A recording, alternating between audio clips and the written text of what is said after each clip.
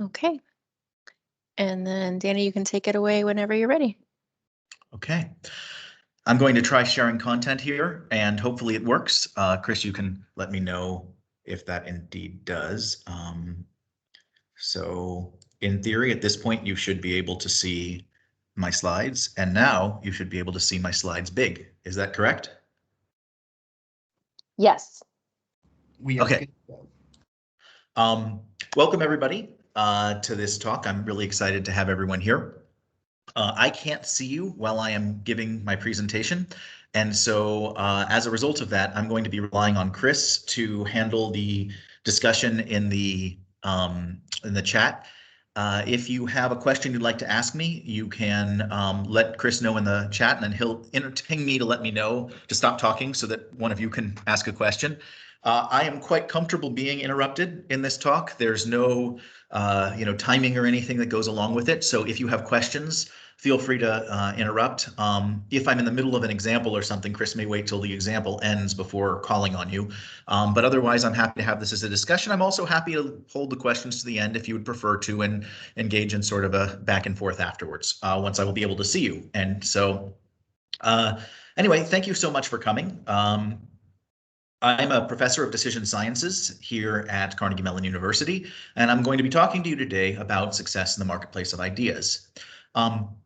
Many of you have probably heard a number of various, we'll call them facts. I put that in air quotes. Hopefully you can see the air quotes there, that are out there in the world.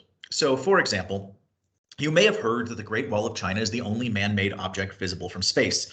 If we were in a live classroom, I'd have you all raise your hands and say, how many of you have heard this? And inevitably, most people would have. The only problem here is that it's not true. Great Wall of China is very long, but it's also rather thin, and thinner than, for example, any of the major highways in California, Los Angeles, for example. So from any height of space that you can see the Great Wall of China, you can also see the LA freeway system. We only use 10% of our brains. That's not true. We use all of our brains. Every once in a while, you'll see one of those movies like Lucy, where it's like, if we could only unlock the potential of the other 90% of our brains, think how smart we would be. And the problem with that, of course, is that we use all of our brains. Only 10% of our brain is actually neural matter. There's a lot of other things in the brain, like blood cells and such, but we use all of it. I remember growing up and being terrified of Pop Rocks and Coke because there was this rumor going around that if you ate them together, it would make your stomach explode. I guess that tells you how old I am. But hopefully some of you have heard that one. There's a Simpsons episode dedicated to the notion that toilets flush clockwise in the northern hemisphere and counterclockwise in the southern hemisphere. It turns out that toilets flush in the direction that the force of the water comes through, which depends more on the toilet than the location of the toilet. So all of these are things that I would hope that most of you have heard of at least one of these. Actually, I would have hoped that nobody's heard of any of these, but I would guess that many of you have heard of one of these because there's a lot of false information out there. And it isn't all just trivial stuff like that. A lot of it is actually important. So during the various elections, you may have heard that Barack Obama was secretly a Muslim. You might have heard that 9/11 was an inside job. If you happen to be in Germany, you might have heard that Angela Merkel was hiding in a bunker in Paraguay in the early COVID, when COVID was first ravaging Europe, or that Trump won the 2020 US election, but it was rigged. And so it's actually, he is the actual winner, but someone, obviously Biden rigged it so that he is now the president. All of these are rumors that have been making their way around the internet for, well, since 9/11. I could go back farther. The internet is not the first time that false information that could affect a person's political beliefs or political behaviors is out there. And actually, I would be surprised if anybody here was not aware of this sort of thing, because otherwise you wouldn't be at a talk like this. And the interesting thing here is that whether or not you believe something and whether or not you've heard something has very little relationship to the truth value of the statement. In 2004, there were some surveys done on Bush's positions among Bush supporters. And the interesting thing about it is that a majority of Bush supporters who were voting for him actually believed that he believed the opposite of his true positions on many, many positions. So false information is out there. It affects people's votes. And one of the questions you might ask is, well, what is it that makes these ideas so successful? If they're not true, Why do people believe them? And so what I'm going to be doing today is suggesting, as a psychologist by training, that people don't have any insight to what is true and what is not. It's not as though true information comes in, with glowing lights around it saying this is true, and false information comes with warning labels. Information we have to evaluate on its truth or falseness value, and there are a number of things that we use to try to figure this out. And so what I'm going to talk about today is why is it that some ideas are successful in the marketplace of ideas and propagate, and other ideas die? And in particular, I'm going to argue that it's not whether or not the idea is true that creates that success in the marketplace of ideas, but rather a number of other principles. And there are three things in particular that we have to pay attention to. First is what makes ideas memorable. If you hear something and immediately forget it, well, then it has not been successful in the marketplace of idea. So the first thing that has to happen is you have to actually remember the information for it to be able to impact you. But if you remember it as stupid and false, that doesn't help. So the second thing is what makes an idea believable, regardless of whether or not it's true. And so once you remember something and believe it, that's great. I may be able to convince you of something, but you're one person. And if I really want an idea to be successful in the marketplace of ideas, I need it to go viral. I need you to talk about it to other people so that it spreads beyond just the audience that I am talking to. And so the third question is, what is it that makes ideas contagious? What makes them pass along? So those are the three things. This is the outline of my talk. I'm going to start with going through a couple of psychological factors that make things memorable, then talking about believability, and finally contagious. So let's just jump right in.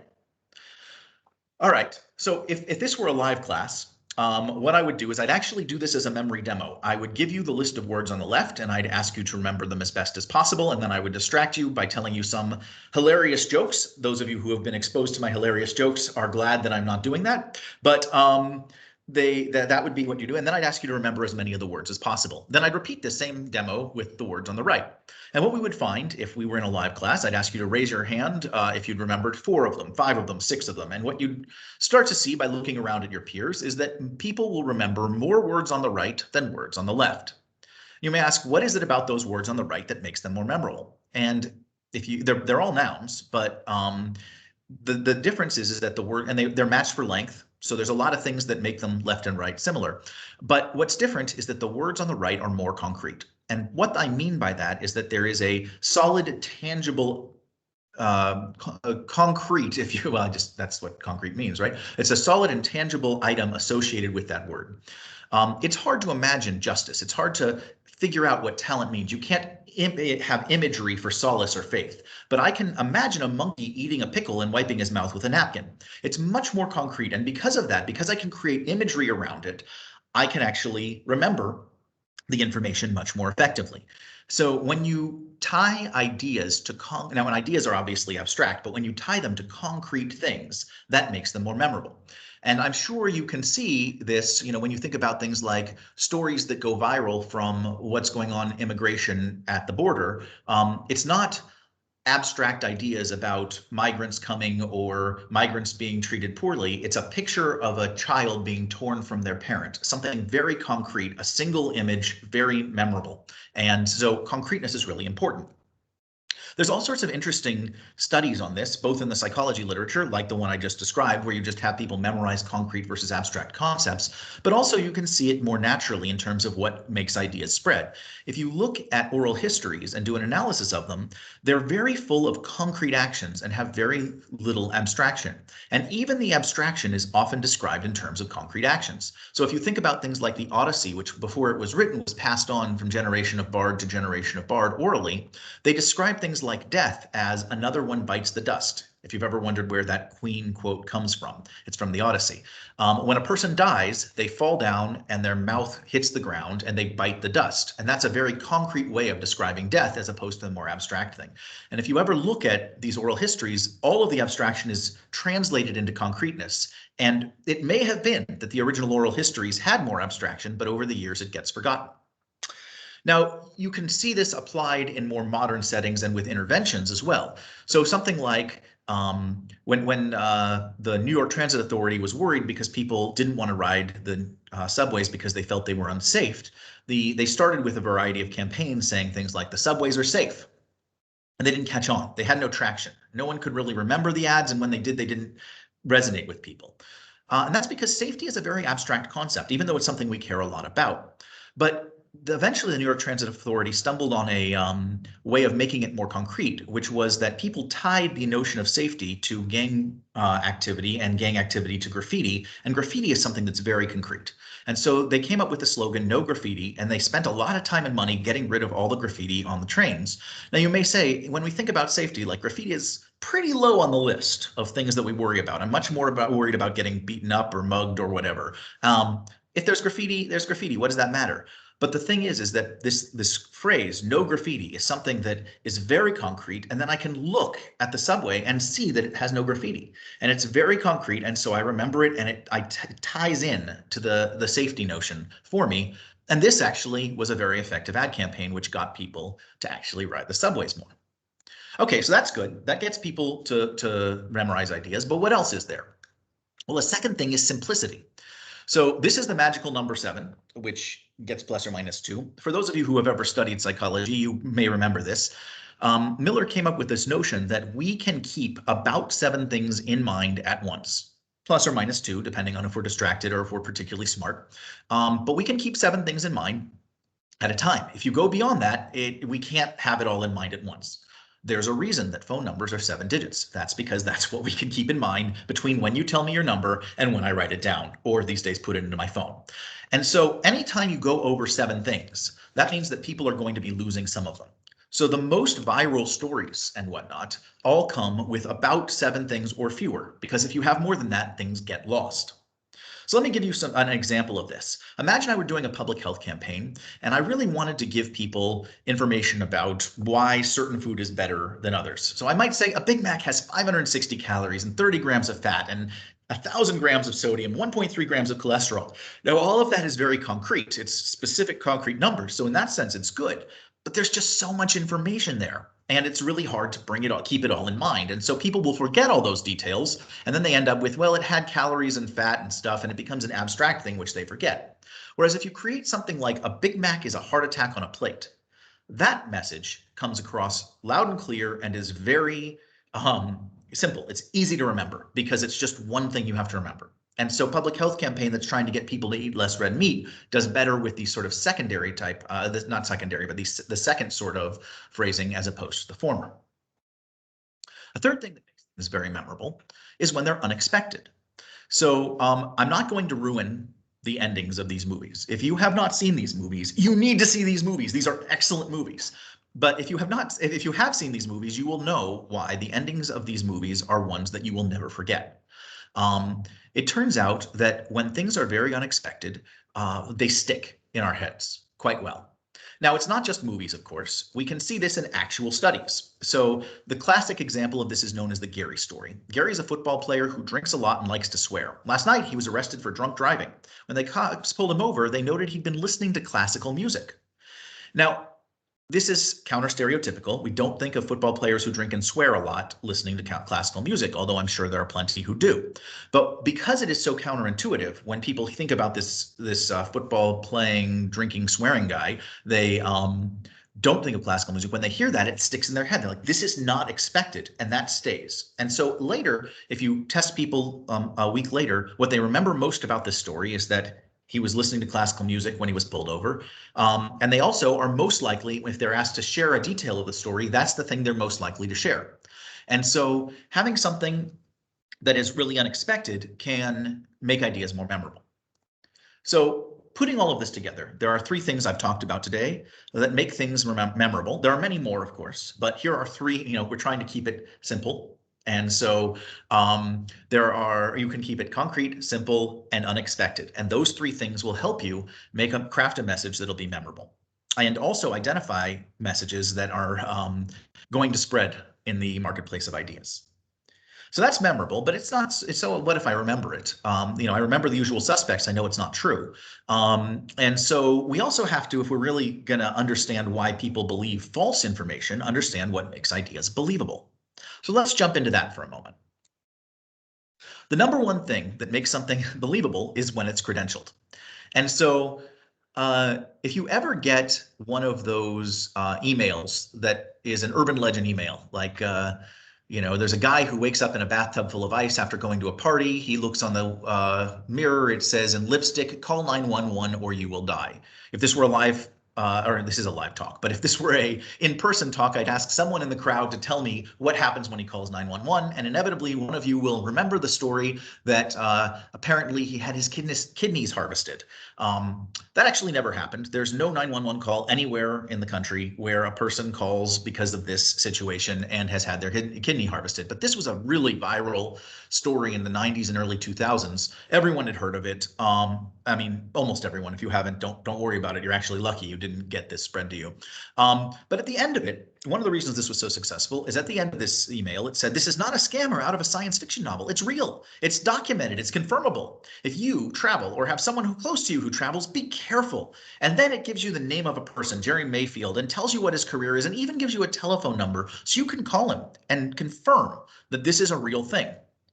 Now, if you were to call that number, you would not probably reach Jerry Mayfield. Or if you did, you would have a very annoyed Jerry Mayfield who has nothing to do with this story and is like, why do people keep calling me?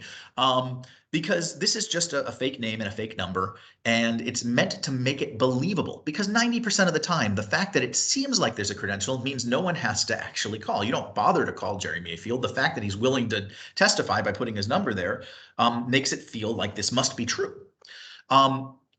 And then you get these other things like Patty Radford, who you could theoretically email. Yes, this does happen. My sister-in-law works with a lady. This happened to her son's neighbor who lives in Houston. It's like, really, sister-in-law's co-worker's neighbor's son. And if you think about how many degrees of separation that is, you're basically saying, anonymous stranger, I heard this through the grapevine. Nonetheless, it feels like this person has a personal connection to it, even though Patty Radford at desktop.com is probably not a real person at all. Or again, if she is and she gets emails about this, she's probably really annoyed that someone co-opted her email. Okay.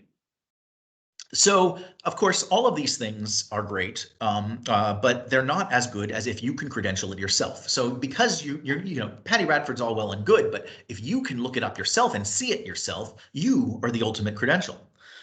So this is why this famous ad, do you know where your children are right now, is so effective, because you can think to yourself, do I know where my children are right now? And so you can credential your own knowledge. But these can be turned in horrible ways. And let me give you an example of this. Did you hear this urban legend, which was traveling around for a while, that Snapple supports the KKK? The evidence of this is on every label, a picture of a slave ship and a capital K with a circle around it. Now, people will take a look at this and they'll say, that's crazy. Snapple doesn't support the KKK. They'll pull out their Snapple bottle. They'll see the ship. They'll say, oh my God, there is a slave ship. And then they'll see the capital K with a circle around it. Oh my gosh, they do support the KKK. I can see it. The evidence is right there. Of course, the problem is that it's not actually a slave ship. It's a tea ship that they trade tea because it's a tea company. And the K with a circle around it is the symbol for that Snapple products are kosher and can be consumed by people who follow the kosher laws of Judaism, which is sort of the opposite of the KKK when you think about it. So the point is that a person who doesn't know that K means kosher sees the K and says, I have now credentialed this claim. The proof is right there. And if you look at a lot of these urban legends or conspiracy theories or QAnon or whatnot, they don't just make claims. They make claims with self-credentialed information, something where a person can go and look it up. Oftentimes they can see it on like in their house, whatever it is, or they remember certain things, but they distort the meaning of that and turn it into evidence for their false claim. And then the person looks up the evidence, sees the evidence, doesn't bother to look up that K in a circle doesn't mean that, but sees the K with a circle and interprets that to mean, wow, this is real. So that's one way in which these things spread. A second thing that makes ideas believable is that we want to believe them. And this is a well-established phenomenon in psychology that we believe what we want to believe. We really do want things to be true, and we're much less skeptical of things when they align with what we would hope to happen. So our search for evidence is biased, and we find evidence, even in our own minds, in favor of positions we already support or believe, which is why once people start believing in conspiracy theories, it's really hard to pull them away from that, because they start looking for evidence that the conspiracy is true, and then if you come up with counter evidence, they look for a reason that evidence is flawed. So let me give you an example of some really fun motivated reasoning. It's not perhaps the strongest evidence, although there's hundreds and hundreds of articles that show motivated reasoning. But this is a fun piece of evidence that I really like. And it has to do with the Mozart effect. So many of you have probably heard of this Mozart effect. I should say the Mozart effect is not from Bangerter and Heath. The tracking of this urban legend is due to Bangerter and Heath. So it turns out that if you ever ask, probably you all have heard of the Mozart effect, or many of you have. And the idea here is if you listen to classical music, or if you have your children listen to classical music, you get smarter, or they get smarter. Now, in reality, there is a Mozart effect. It's a real thing. If you play a 10-minute Mozart sonata, it improves spatial intelligence scores for about 5 minutes. A very small amount, but it does. It is detectably different for 5 minutes on spatial intelligence. Now, it isn't that you become smarter in general. It only lasts for 5 minutes after all, and it's only spatial ability that is affected by this. But if you keep playing Mozart forever, about 5 minutes afterwards, it goes back to baseline. So it's interesting that we've heard that listening to Mozart makes you smarter, and one of the reasons we like this idea, one is that we associate Mozart with intelligence. So maybe he's contagious. We can catch intelligence from him. That'd be great, wouldn't it? But also we want to believe it. Everybody wants their kids to grow up smart. Everybody wants to be smart. And wouldn't it be great if there was such a simple fix, a simple hack that could make us smarter in this way? So one of the reasons this is so fun to track is that you can look at the impact this Mozart effect has had. Remember, it's for 5 minutes after you listen to Mozart, you are slightly better at spatial ability. But Georgia passes a law that distributes free classical music CDs to new mothers, which again, it's not really going to make a difference. Florida passes a law requiring state-funded daycare centers to play classical music every day with the intention of making Florida students smarter. And again, that's not going to really matter 5 minutes after the kid leaves class.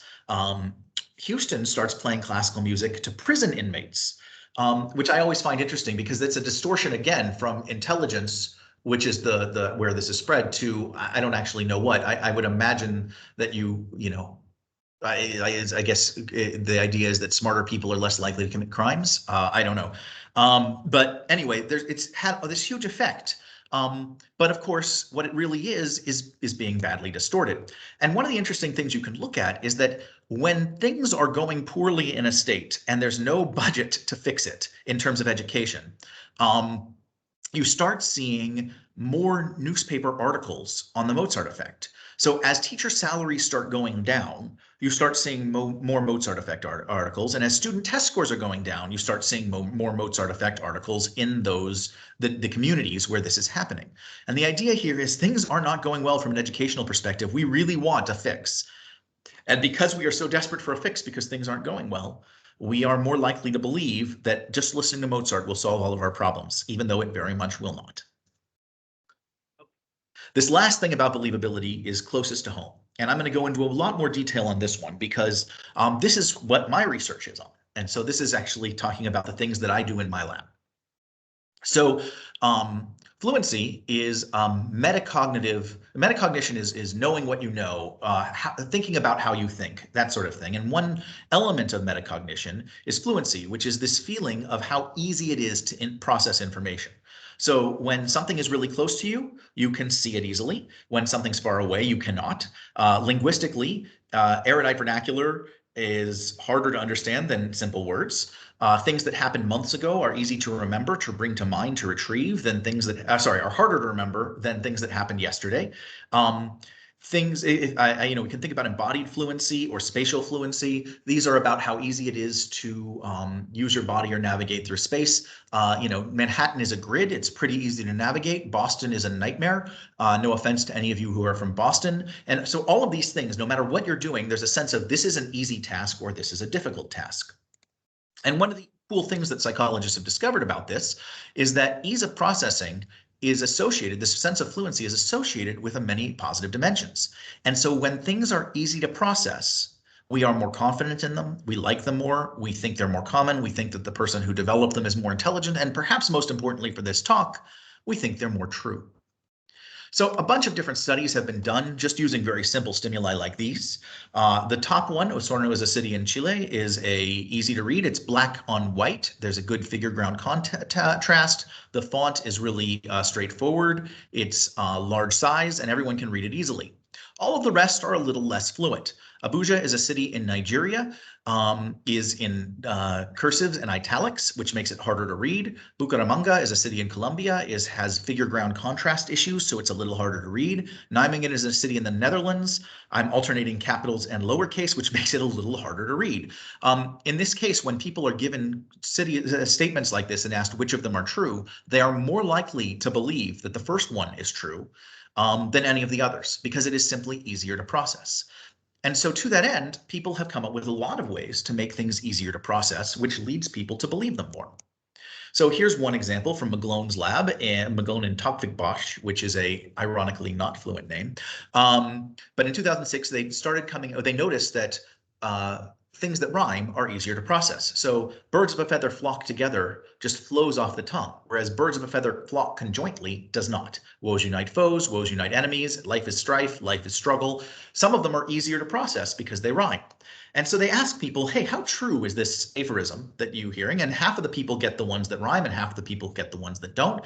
And what you can see is that people judge the rhyming statements to be more true than the non-rhyming statements. Of course, they're semantically identical. They mean the same thing, but the mere surface fluency causes some to be more believable than others.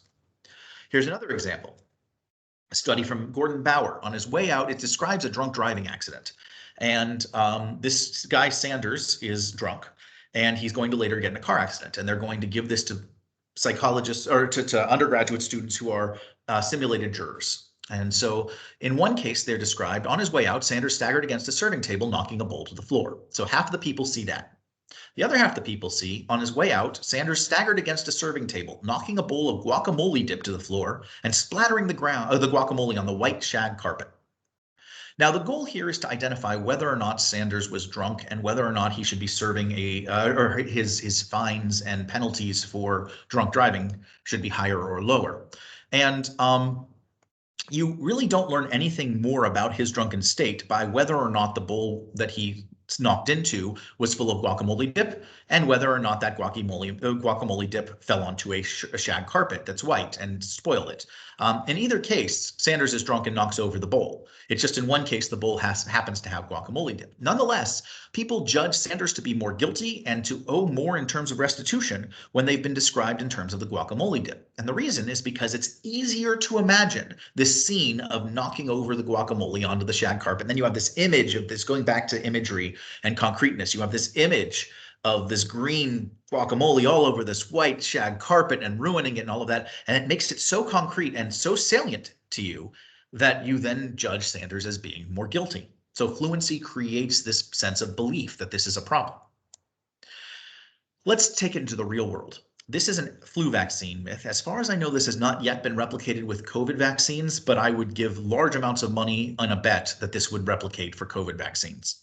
So this is an actual CDC flyer. And one thing you note about it is that it has both true and false statements on it. People can die from the flu. That's the first one. True. The side effects of the vaccine are worse than the flu. False. And so CDC gives this out, and now you can learn about true and false statements about flu vaccines. How great is that? The problem is that exposure and repeated exposure creates a sense of fluency for a statement. That's one of the things that makes things feel easy. So in a series of studies by Skurnik and his colleagues, they asked people about those myths in that CDC flyer you just saw. And as you can see, about 4% of the people believe the myths. And so that's not, a terribly high amount of people who believe false information about vaccines, but it's disturbing. So now you show them this flyer. Now what happens? Well, 30 minutes later, after having seen the flyer, the percent who believe the myths is now up to 14%. That is, it's more than tripled. Exposure to the CDC flyer that is meant to get rid of false information, that is supposed to stop the spread of fake news, actually exacerbates the spread of fake news, making it 3 times believable. Why is that? Because 30 minutes later, you see this false information and are asked to evaluate the truth value, and you think to yourself, I've heard that before, right? Because you saw it just 30 minutes ago on the CDC flyer. And you're like, yeah, I've definitely heard that before. In fact, I think I heard it in the context of a CDC flyer. So now you've credentialed it. And even though the CDC flyer was telling you it was false, the tag false is forgotten. But the information, the basic fact that you've seen it before, is not forgotten, and neither is the credential. So basically, after having seen the flyer, you are much more likely to believe the false information, the exact opposite of what's supposed to happen. So yeah, there's less favorable attitudes towards the flu vaccine and lower intentions to get vaccinated 30 minutes after having seen a pro-vaccination CDC flyer. So if you ever wonder why it is that, you can think about health communication and like ways we might be able to actually improve the sense of how we could get COVID information out there. I should say nobody has asked a question so far as I know. I mean, Chris hasn't interrupted. So, but sometimes I get the question when I talk about these sorts of things. Well, what should we supposed to do if we're not supposed to refute the false information, because that just makes people believe it's true? And the way to go about it is to provide a counter story instead of reiterating the information and saying it's false, thus sticking it in people's mind and spreading it to people who hadn't heard it.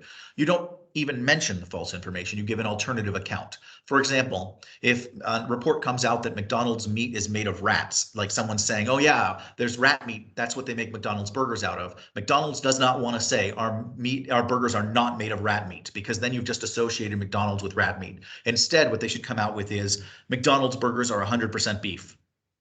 And so it creates a new alternative narrative as opposed to trying to fight the narrative, because every time you tell someone the narrative is false, it reinforces it and spreads it. So that's a better approach. Okay, this last bit comes from my lab. It's a little bit unrelated because it's a little less about spreading of information, but it's still about fluency, and thus it should affect the spread of information as well, but it's also a little bit of fun. So obfuscation I'm going to define as deliberately increasing the complexity of a piece of writing without changing the content of that writing. This is something that I see as a professor all the time in my undergraduates who seem to have a proclivity for the thesaurus, where they can, I always, it's like, why not use instead of utilize? But they often like to go to the thesaurus and make it as long as possible.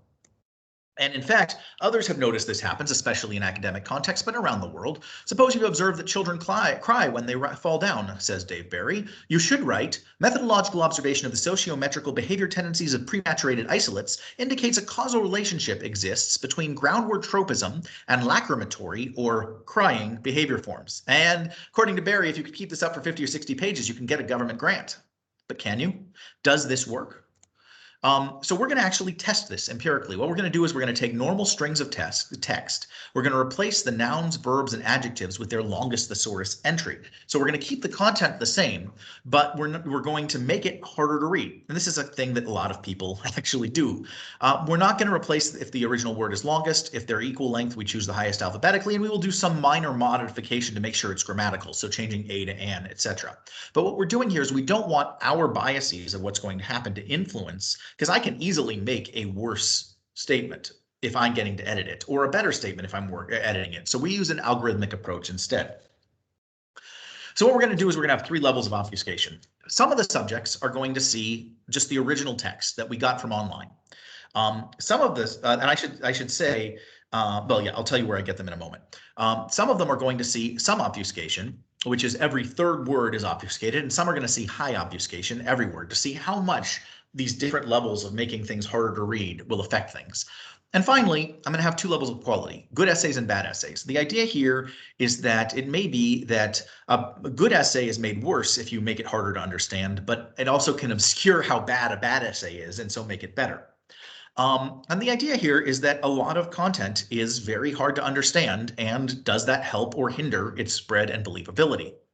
So we took a bunch of undergraduates and we went online to where you can find a lot of people these days post their admissions essays online, so they're public domain. We steal some of those. We do this algorithm to make it easier to, or harder, actually in this case harder to understand them. And then we have undergraduates read the essay and rate the likelihood of acceptance, intelligence, etc. And here's what we find. What you'll note here is that, and no one wants to admit anybody to Stanford. Stanford students think that none of these essays are good enough. So there you have it. If any of you are from Stanford, you have high standards. But the important thing to note is that regardless of whether the essay is good, so good essays are better than bad essays. That's the light bluish, or the light cyan versus the, the cyan on the good versus the bad.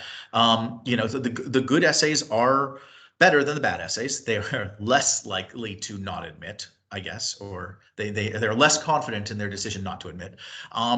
but that for both good and bad essays, the more obfuscation you use, the worse people rate your essay, the less likely they want to admit you, the less intelligent you are, according to them, and the less likely they are to believe what you say.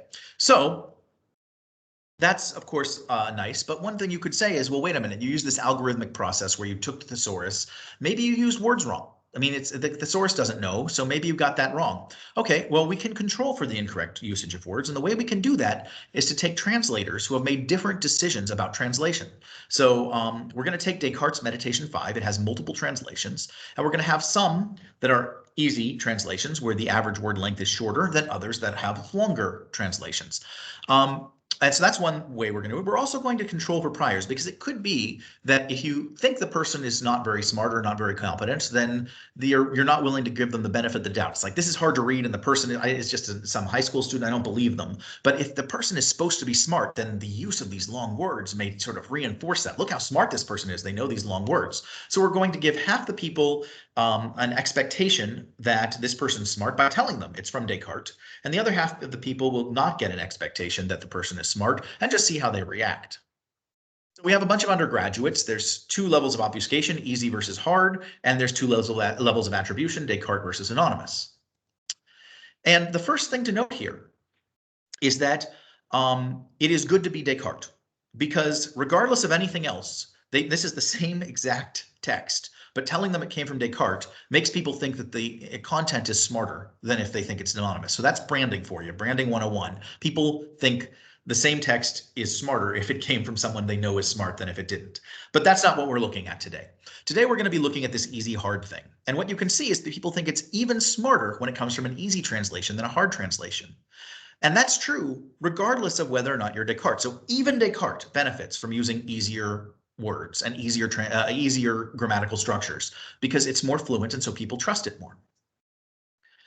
Now, you might be saying, well, wait a minute, maybe the poor translators are like people who are not good translators, write things that are hard to read and are less coherent. So can we get around this? And the answer is yes, we can get around this by, instead of obfuscating, we can deobfuscate. So in this case, we go and we get sociology dissertation abstracts. And if any of you are sociology PhDs, I apologize, but sociology dissertation abstracts are a mess. They use the most complicated words. It's like they go out of their way to make it hard to understand. And so what we're going to do here is we're going to take every word that has 9+ letters, which is a surprisingly large number, and we're going to replace them with the second shortest thesaurus entry. And the reason we use second shortest instead of shortest is because otherwise we end up with the word bad over and over and over, or the word good over and over and over. And so we want a little bit more nuance than that. But we go with the second shortest thesaurus entry. Again, it's algorithmic, so we don't say what it is or what it isn't. It's just the computer does it automatically. And here's what we find. People judge the content to be smarter when we have deobfuscated. So we're taking actual dissertations where actually really smart people have written really smart stuff, and we just run it through a computer algorithm to shorten the words, and people judge it to be smarter than the original. And so all of this to say that there are ways you can make content seem smarter or more believable that are just based on how easy it is to understand. And one of the challenges I think that a lot of government organizations face, and actually other organizations, is that they tend to write nuance and sophistication. And so the CDC is trying to get people to take vaccines, and they write it using complex words, things that, are from physicians, because many of the people working there are physicians, or else they're, PhDs in public health. So they have large vocabularies and they want that nuance. Meanwhile, the people who are spreading false information about vaccines, they have no such constraints, and they tend to make them very simple message. It's like taking vaccines will make you magnetic, or things like that. And so those are simpler to understand, and thus they are often more believable than the expert information that's getting across.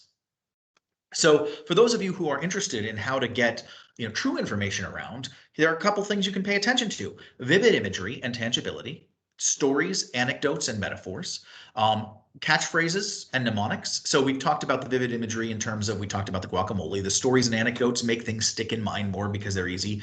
Catchphrases, if I repeat myself over and over, if I use rhyming or other things like that, and linguistic simplicity. All of these things can increase fluency and thus create believability in the message you're trying to spread. I want to say, don't forget the guacamole. Because if you include it, because your audience won't forget it if it's there, and it will make them believe you more if you have it there. So that's a little trick for you. Okay, so I've talked a little bit about what made ideas memorable. We talked about making things concrete, talked about making them simple, and talked about making them unexpected. And then we went on to talk about what makes things believable. And in that, we talked specifically about we talked about credentialing, and we talked about fluency, and we talked about motivation and motivated reasoning. And now I want to talk about what makes ideas contagious, because I may be able to persuade you that you remember it and you believe it, but if you don't talk about it, then the only people I can get to listen to me are the people who are actually hearing me talk. So how do I make ideas contagious? And I want to start by talking about the idea of an idea habitat. So this is a pretty straightforward set of logic. We're most likely to share a story or talk about an idea when it comes to mind. And things come to mind when they are cued about by the environment. Whenever you're trying to, when something comes up, you're like, oh, I remember a story that's related to that, right? So when things in the environment are related to a story, it's more likely to come to mind, and therefore you're more likely to talk about it, which means that things that are frequently cued by the environment are more likely to be passed on. So let me give you an example of this in actual practice, a more concrete example of this abstract thing. See what I did there? All right. If any of you were alive at the time of the Bush versus Gore debates, it was one of the worst debates there are now, since then, there have been worse debates, but it was a pretty bad debate. And the reason for that is because both of them had been told, these are your catchphrases, use them constantly. And they weren't really debating with each other. They were trying to find ways to get their catchphrases out there. Bush's catchphrase was fuzzy math. He would talk about whatever Gore's ideas were. Oh, well, that's just fuzzy math. The tax plan is fuzzy math. The retirement savings, it's all fuzzy math. It won't work because it's fuzzy math. And everything he said, this fuzzy math is fuzzy on the fuzzy math. Meanwhile, Al Gore would talk about a lockbox. We need to put tax dollars in a lockbox to save Social Security. We need to have a lockbox for schools. So he was, the lockbox for the lockbox. It was all lockbox left and right. So now you can take the word fuzzy math and you can take the word lockbox and you can ask people, under what contexts might you use the phrase fuzzy math? And people said, well, I might use fuzzy math when talking about business or accounting practices. I might be talking about it in sports and sports statistics. I might talk about it in terms of weather and weather statistics. And when might you talk about lockboxes? Well, I might talk about it when I'm talking about crime, where I need to put things in a lockbox, or travel, where they have one in the hotel. So if you think about business, sports, and the weather versus crime and travel, which do people talk about more at the water cooler? Well, people talk about travel a little bit at the water cooler and crime sometimes, but the classic water cooler conversation, how's the weather today? How about that game yesterday? How's the business going? Those are like common water cooler things. So it's not surprising then that business, sports, and the weather get talked about more than crime and travel. And given that business, sports, and the weather are the context in which fuzzy math comes to play, you can guess which catchphrase did better in the marketplace of ideas. You can do the same thing, actually, with the McCain versus Obama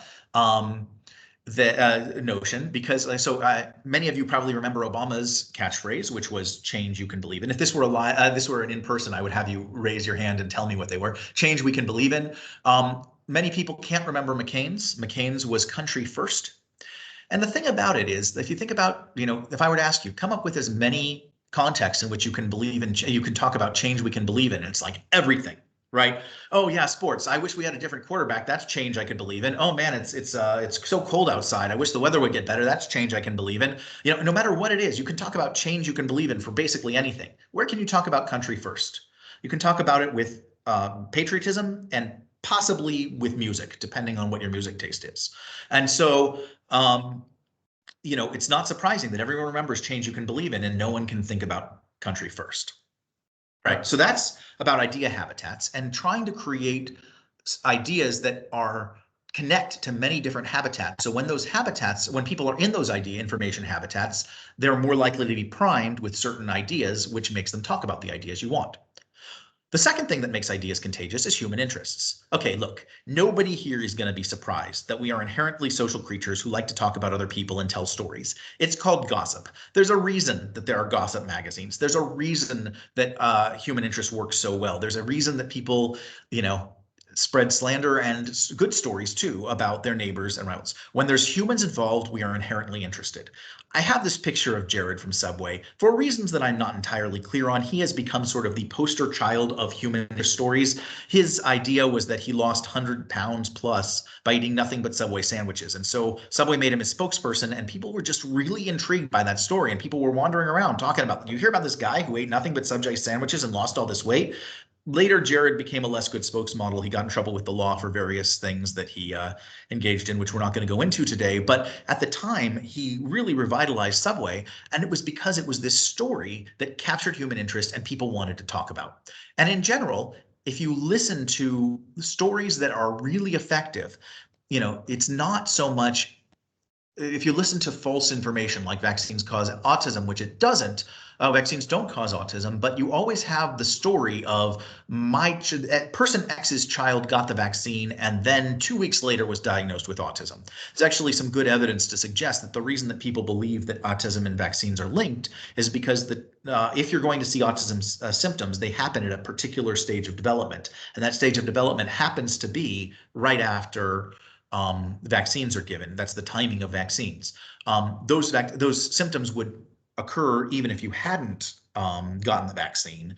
But when suddenly the children's behavior changes, people start becoming thinking, why is this happening? And they think back to the vaccine, especially since there's a sort of story about it, and that creates this believable look. This child got autism after the vaccine, and that story spreads.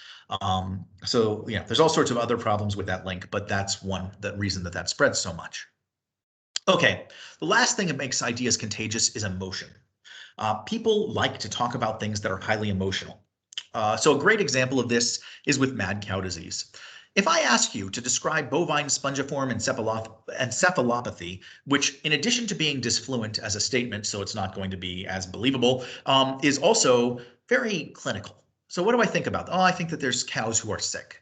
When I say the phrase mad cow disease, what does that evoke? Well, it evokes these pictures: cows flailing around, twisting and turning until they eventually die from their flailing.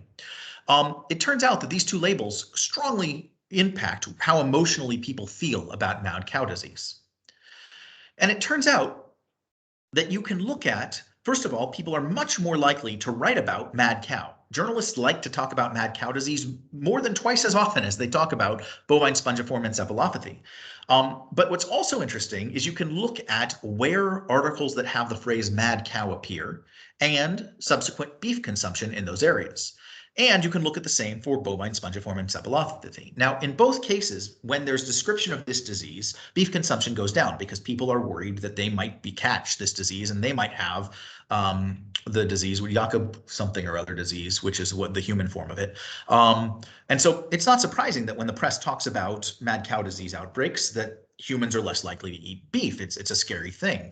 But what's interesting is that when it's described as bovine spongiform encephalopathy, that's a very small effect. But when it's mad cow disease, people are totally not willing to eat beef. So it's both more contagious, not BSE is more contagious, but the stories about it, people talk about it more when it's described as mad cow. They like to talk about mad cow over BSE because it's more emotional.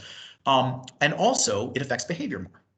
Now, this is not going to be surprising. If you think about and reflect at all on what media reports, you'll note that people who have extreme positions and have very emotion-creating positions get a lot more press coverage than people who have more moderate positions.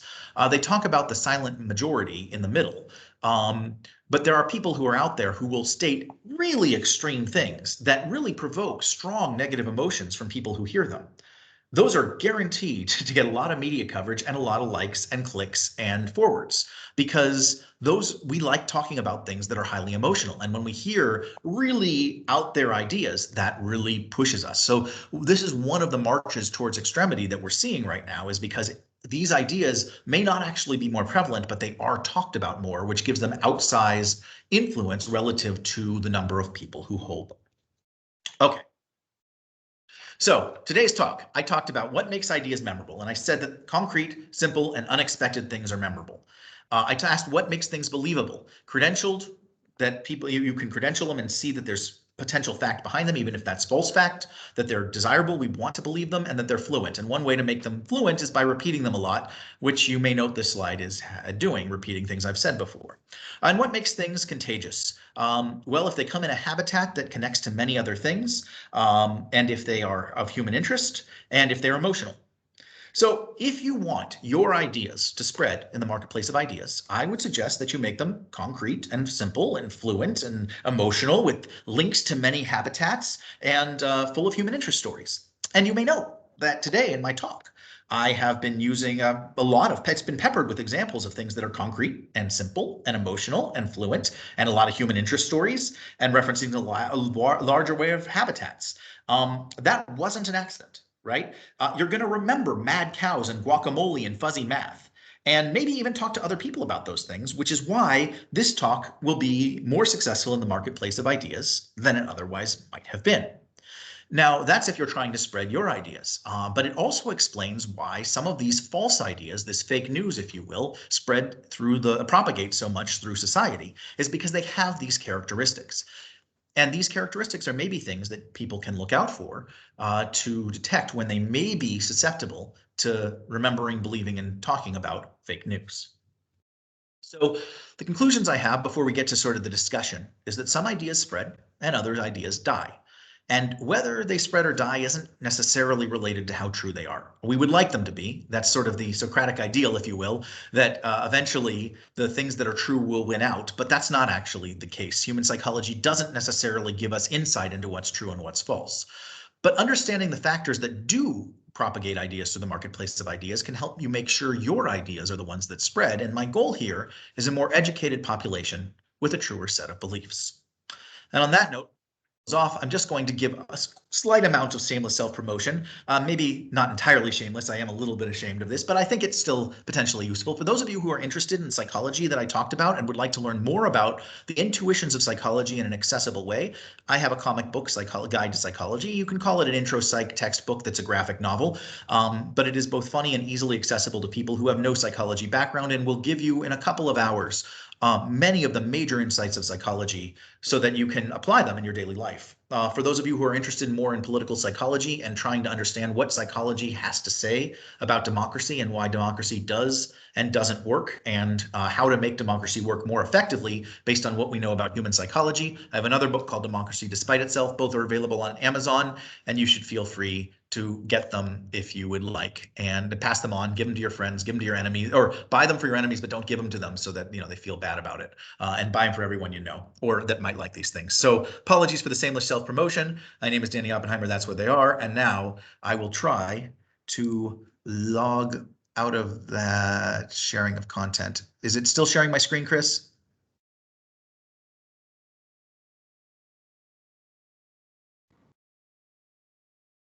Oh, okay. It's gone now. Simultaneous to that, my computer is being weird. Okay, great. Well, so I have now talked for the past while about marketplace of ideas, and I know I talked fast, but that's because I was hoping to get to the discussion.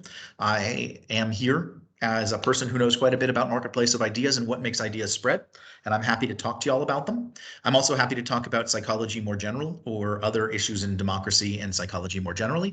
So I'm open to questions if anybody has any.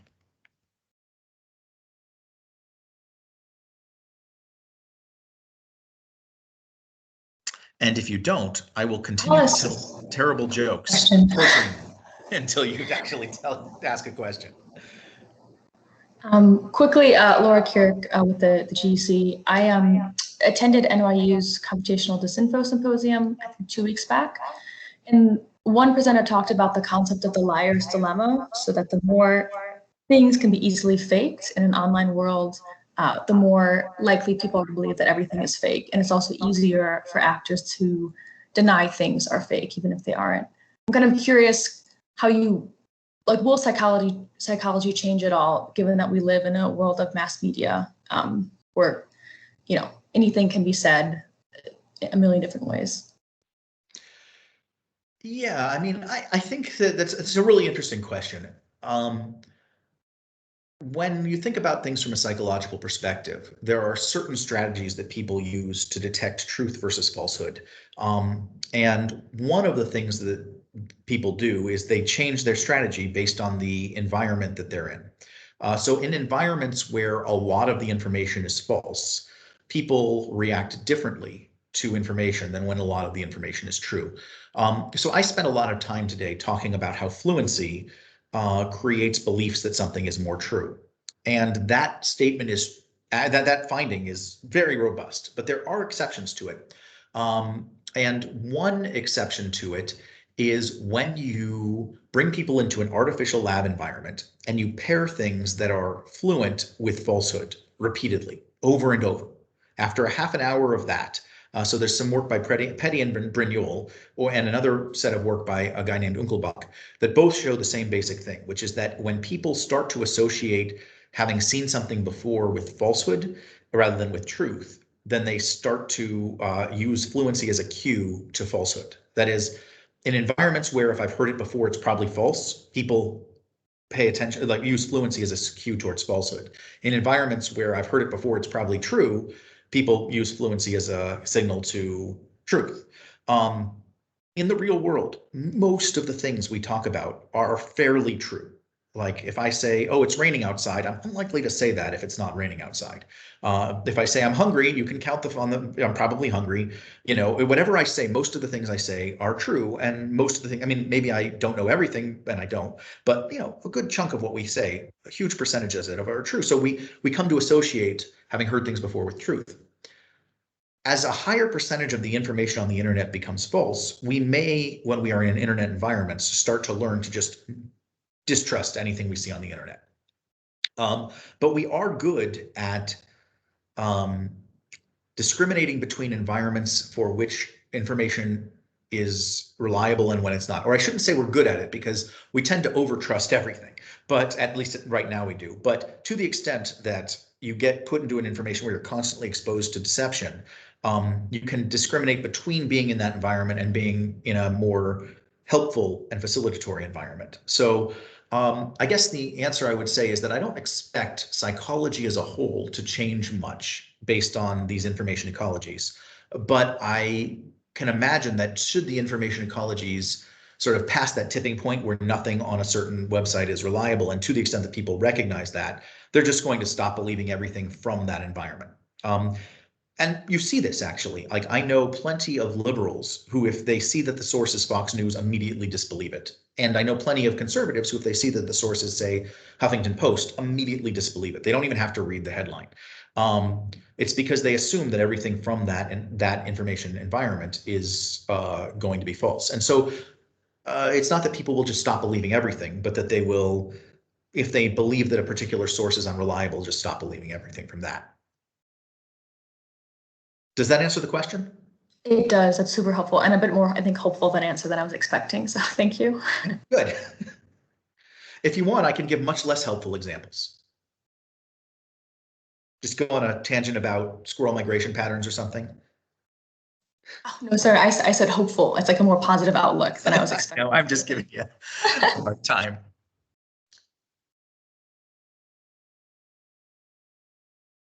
Wow. I answered every question that everyone has ever had about why information spreads, including false information. And so there's no questions. That was an incredibly successful talk, unless I put you all to sleep, and that's why there are no questions. But I'm just going to assume that it was the former rather than the latter. So even though we have a little more time, and I'm happy to stay on if people have questions about, as I said, information ecologies or psychology more general, I can talk about other research or whatever. I'm happy to just let us go early and get a break if people are done. And you can always email me if you have future questions. My email is the hard to remember Oppenheimer@cmu.edu. Question? Sorry, can I have a question? Yes, absolutely. Yeah, so this is Ying here from School of Journalism Mass Communications. Just wonder if you could elaborate your media effect part of your research a little bit more, because we pretty much interested in researching on similar things like persuasive effect media messages and using theories such as third-person effect and hostile media phenomena. I wonder if you have this kind of line of or directions of research. Could you elaborate a little bit? Okay, well, this is going to be, I think, one of the less helpful answers than you had hoped, but I can try my best. The hostile media effect is real. So for those of you who are not familiar with it, the hostile media effect is that neutral media is viewed as partisan by both sides as the opposite partisan line. So if you have a neutral media source, then the Democrats will say it's so conservative and the Republicans will say it's so liberal. And that's just because people, it's naive realism. People believe their own position. And so if I am very conservative, then I look at neutral media and say that is more liberal than I am, and therefore it is biased. And if I am very liberal, then I look at neutral media and I think it's more conservative than I am. So, since I think I'm right, I think that it's biased. So the media is in this awful no-win situation where no matter what it does, actually, at least half of the population and often all of the population believes that it is biased and then trusts it less. I have not seen a lot of good research on how to overcome that. And if, you know, and that's unfortunate because it's a real problem for media and trustworthiness.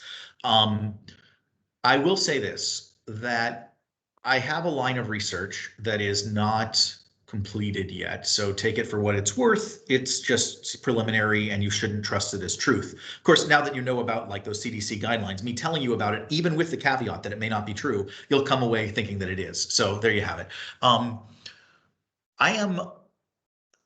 There's a lot of things that happen when we talk. And one of them is we signal our identity. So if I say, and I believe I did say y'all in various points during this last talk, you will say, he spent time in the South. And if I were to say yins, then you'd say he's been in Pittsburgh. And not the way I say it because I can't get the accent right. But if a normal person were to say yins, then, you know, and if I say firefly versus lightning bug, or if I say Coke versus pop versus soda versus cola, that indicates where I'm from. And that's geographical identity that's being signaled, but there's lots of other ways in which we signal our identity. And one of the ways we do it is through our word choices in terms of partisan signaling. So it's not surprising that people talk about pro-choice versus pro-life. That signals a lot. It signals what your political identity is, even though they're referring to the same issue. But there's actually a number of much more subtle versions that we signal in just our normal speech. And some of the work that we've been doing in my lab recently has examined political speech to determine, well, first of all, can a computer figure out whether someone is a Democrat or a Republican based solely on their word choices? That is, based on the fact that they use words that tend to be used by Democrats versus words that tend to be used by Republicans. Not paying attention to the content, the semantics, the meaning of what is said, but just whether you opt to use one synonym versus another synonym. Do you use folks or do you use people? Do you use big or do you use large? So those sorts of things, which you can actually reliably predict if someone is a Democrat or a Republican on the basis of that. It turns out that people are also better than chance at detecting a person's political affiliation on the basis of the word choice that they use. As a journalist, you have to choose certain words because you have to have a choice. I mean, you can't use both words in every case. And the words you use are naturally going to be the words that resonate the most with you, which is going to be a signal of your partisan identity, even if you are trying to be neutral in your statements. And even if your content is neutral in terms of you are trying to give both sides of the story, your word choice is likely to signal your own political identity, which is going to mean that people on the other side of the aisle are going to be able to identify your political identity and say, you're one of us or you're one of them. And in the latter case, they're more likely to discount what you say. And I don't know a way around that either, aside from maybe saying things are big/large or deliberately determining. We at one point were thinking about creating a computer program that would translate liberal dialect into conservative dialect and vice versa, so that you could just, like, Google could automatically put it up, what's your preference, and then everything would seem in your own language, or dialect, I should say. But we never did that, and I think it would be harder because it would mess up the meaning in a lot of ways. But I guess the point I'm trying to say, and this is why it's less helpful than the last one, because I don't have a solution, all I have is a problem, is that journalists are in a tough spot because no matter what they do, others are going to view them as biased. And it's not even just be hostile media effect. There's just a lot of subtle things that inevitably create the perception that the media is biased, even in situations where the media is doing a pretty good job of maintaining neutrality.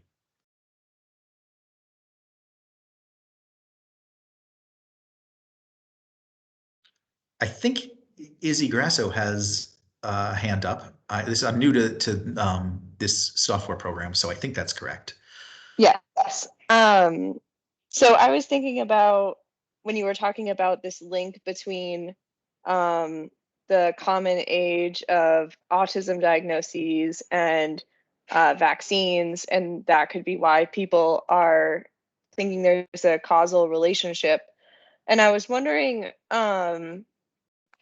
is this a common developmental age for other types of diagnoses? And then why is it, if so, then why have people really clung on to autism?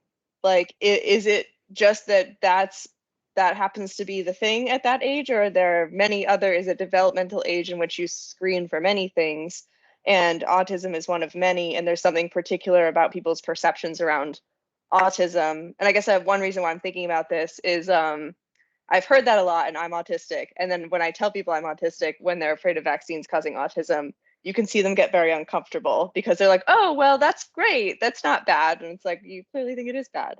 So I'm just very curious around, I guess, public perception around that, as well as, yeah, I guess you hear my question. Yeah, well, so the answer is, first of all, that I'm not an expert in developmental trajectory. And so even though I know a little bit about it, I teach intro psych, so I know developmental trajectory. I like take what I say on the specifics with a little bit of salt grains.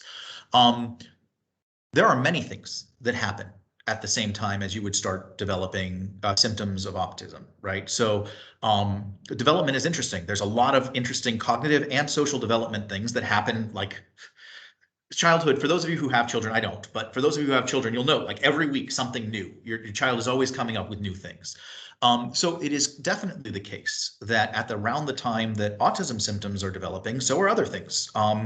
You know, children may, I don't know them off the top of my head, but children may be more likely to start developing other things like an ability to recognize abstractions in speech or other things like that. Like there's a lot of things, I don't know about abstractions, but there's a lot of things that are developing at that time.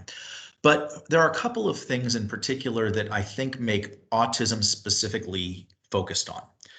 The first is that autism is fairly rare. I mean, it's less than 5% of the population. And so because of anything that is rare is viewed as, if you call it abnormal, if you will, or not standard. And so things that are standard, nobody looks for an explanation for. If everybody at a certain age grows an inch, then no one's surprised when someone grows an inch. If someone grows 8 inches, well, that's unusual if that happens when people are usually growing 1 inch. And so when things that are unusual happen, people look for explanations. It's the classic example of if I were to say, if I smash a glass, if I have a watch and I smash my watch with a hammer and it breaks, people don't question why it broke. They question why I smashed the watch with a hammer. But if I'm at a watch factory and the standard test is to smash watches with a hammer, and this is the watch that breaks, now people are saying what's wrong with the watch. So like people look for the unusual when they're trying to figure out what needs explanation. So that's one reason. The second reason is because of this paper in the Lancet back in the day, which a physician claimed to have evidence that autism vaccines, or that these vaccines caused autism. It wasn't just about a correlation in time. He actually claimed to have evidence that people who got vaccinated were more likely to develop autism. That data turned out to be fabricated. It's totally false, but the word got out and people started talking about this. And once that happened, people, when they're looking for an explanation for the unusual, they have one. It's right there. They've heard this story, and then they start propagating the story because they say, wow, I had heard that the vaccine caused autism. I saw a child start developing symptoms right after being vaccinated, and then they spread it. And because they keep spreading it, more people hear it. And that's why that particular link has gained credence and has gotten its foothold into society. And now everybody has heard about this link, even if they don't believe the link. And when they see a child develop autism, they are likely to start thinking back to that link and say, huh, that kid did just get vaccinated. Maybe that is the cause. And so they're more likely to believe it. It's actually a sort of self-credentialing type thing when we talked about self-credentialing that causes that link to be really strong. I've often wondered, given the trajectory, given that there is no link between vaccines and autism that, as far as I can tell, has ever been really established without fabrication of data, if people who are worried about vaccines and autism, if they don't just delay for a month the vaccination, because at that point the autism symptoms would already be showing. So like if you just say, well, instead of saying you've got to vaccinate, just let's wait 6 months. That's better than not vaccinating at all. If autism is going to happen, it's going to happen. And so it won't, but no one will attribute it at that point to the vaccine because the vaccine happens after the symptoms have already shown themselves. That idea, so far as I know, has never gained any traction in mainstream medical, but I don't know why that is. Maybe it's that the risks of children developing tetanus or whatever are so great that it's not worth the delay just to create what really comes down to like theater, because there is no link. And so it's just reassuring a nervous public. Yeah. So that's that. And I guess just really quickly, that was another part of it I was wondering with the timing. If I know that we sort of get embedded in belief systems and sort of the idea of how to change people's minds, because I also know the diagnosis of autism, especially at that time, is very gendered, right? So a lot of women and people beyond the binary don't really get diagnosed until maybe even high school or after, until adulthood, which is why I think I use the word woman like without thinking instead of girls. And so I was wondering, like, has that shifted the narrative at all? And maybe now I'm just digging in too much with autism, and that's beyond what your sort of area of expertise is. But that was something I was curious about, if we started to be more inclusive of the diagnosis and understanding of age and difference in when people are getting diagnosed, would that change the narrative also? It's a really interesting question. My understanding, and I'm not an expert in autism, so, I'm not an expert, but my understanding is that even with late diagnosis of women, men are considerably more likely to get diagnosed with autism. And I think that men are also more likely to be diagnosed with autism at that developmental trajectory that we've been talking about. And so my guess is because the majority of cases, let's put it this way. If you have a distribution of diagnoses where like this is, and so I'm sorry, I'm doing an interpretive dance of data, and I know that that's not easy to follow without like slides and whatnot, but let's imagine this is the distribution. Over here we have the earliest that autism could possibly be diagnosed, and over here we have like very, very late diagnosis. And so it looks like this. And most people get diagnosed right around the time that they've recently gotten vaccinated. And you don't need that many people to continue to get this diagnosis to perpetuate the myth, because this goes back to what I was saying about motivated belief, and just sort of for people who believe in the link between vaccination and autism, or vaccination and magnetism, or vaccination and all the other things that people believe that it relates to, you only need to see 1 or 2 positive cases a year.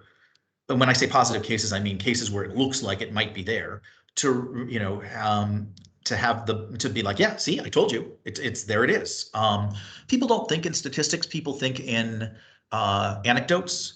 And so a single child who has something happen can massively disproportionately affect people's influence, belief systems, which is another challenge with the spread of misinformation, is that rare events can still gain a media narrative and change people's beliefs about the state of the world, because all it takes is one compelling example, and everyone focuses on that example and they don't pay attention to the statistics as a whole. So I think at this point, given the prevalence of the narrative, I think even if you were to diagnose very few people shortly after the autism vaccine, you would still have enough that the people who are anti-vaxxers would be motivated to would have enough motivated reasoning and confirmation bias to be able to maintain their belief system.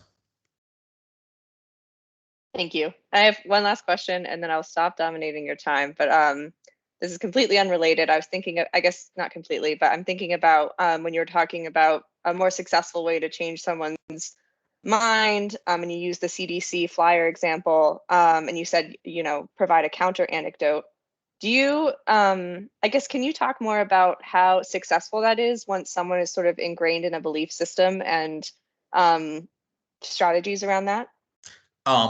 It is more successful than other strategies.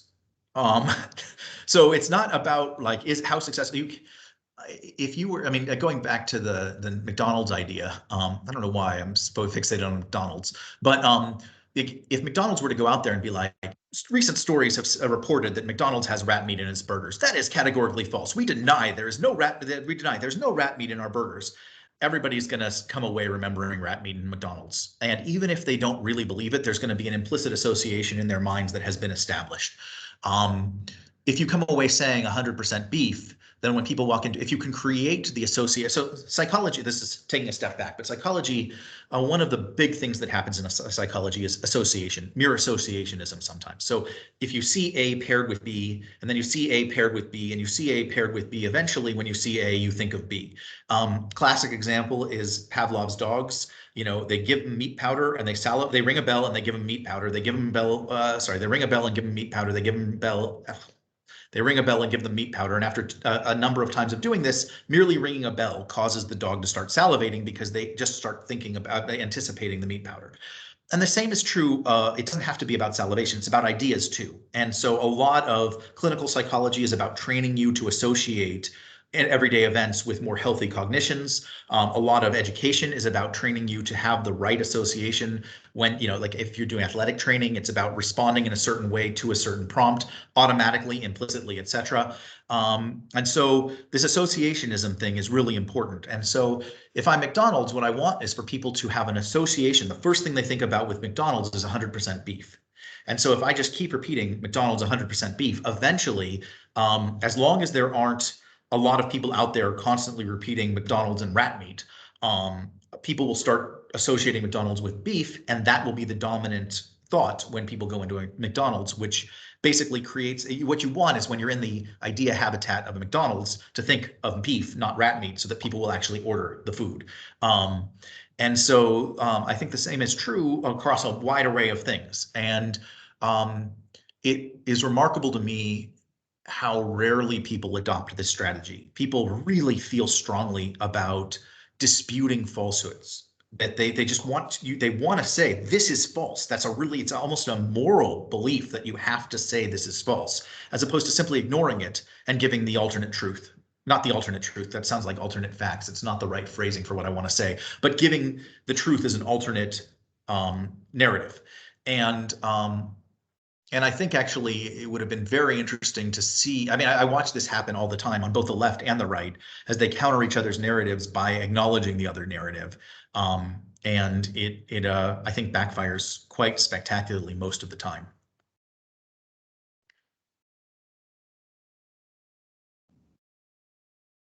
And Danny, we have a question from Dina now. Oh, thank you. Thank you, Dr. Danny, for the amazing talk that I enjoyed a lot. So basically, I'm very interested in the discourse and rhetoric of populist movements and like far-right movements and extremist groups and so. So, like, did you do any study or know of any rules that they use in their rhetoric that makes what they say, which basically most of the time typically nonsense, very appealing to people? So I have never done any research on this specific question. So, but at the same time, I mean, I just gave you 9 principles that you can look at to see why ideas spread and why they become popular. And you can look at those and you can say, well, let's look at some populist writing. And so if you were to take a sample of populist writing, you'd note a couple things about it. One is that it's almost always emotional. It almost always appeals to things. It appeals to things like, child abuse in pizza shops and, about complete loss of our identity and culture and things that really, really anger people. So they often are fundamentally steeped in emotion, which is one of the reasons they're so successful. they tend to be very simple. They don't go into nuance. They're sort of over the top single ideas that really they push very hard. Something like immigrants are bad would be one like very simple narrative. They don't have to, in fact, a lot of populists don't distinguish between people who enter the country legally and illegally. It's a very simple, they get rid of all the nuance. Simplicity is memorable. You can think about a variety of other things like human interest stories. A lot of times they use single anecdotes of a person who had this thing. If you look at some of the ideas that have been spread about the election having been stolen, it's a single poll worker who says they saw trucks drive up. It's like one person who talks about this, this thing that they have theoretically observed, even though no one else observed it and it doesn't align with any of the numbers, but it's still a human interest story. And so it works in that sense to be spread. And so a lot of the fake credentialing, there's a lot of that where, you can say this is evidence of why. If a person uses this phrase or this symbol, that's an evidence that they believe this ideology and you shouldn't listen to them. And a lot of times that's not really true. It's just a thing that people have done. And so but it's easy to look and see, oh my God, this person has said this thing or this, and it's easy enough to say, oh yeah, this particular phrase is a Nazi phrase. And then you say, oh my God, this person said that phrase. They must be a Nazi. It's like, well, or it's not actually a Nazi phrase and it's been co-opted in this way. So basically what I would say is, if you take the 9 principles I spread to you today and you look at populist writings, you'll see examples that these things pop up over and over in them, which is not just populist writing. It's actually, if you look at urban legends, a lot of this work was done on urban legends and why these urban legends, which some of them are so clearly fake, and yet people really believe them. And even if they don't really believe them, they act as though they do, and they spread them, and they talk about them, and they forward them, and they retweet them. And it's like some of these are just so clearly fake, and they still do it. And they follow these 9 principles, and that's sort of the continuous thing. Yep, thank you.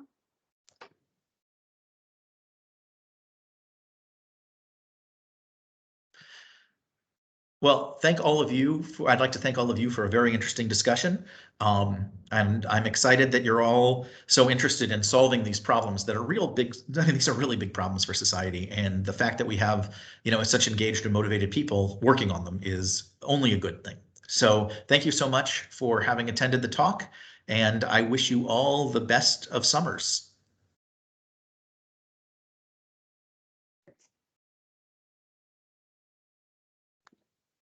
Thanks, Danny. Okay, we're gonna take a break. I'm gonna stop the recording.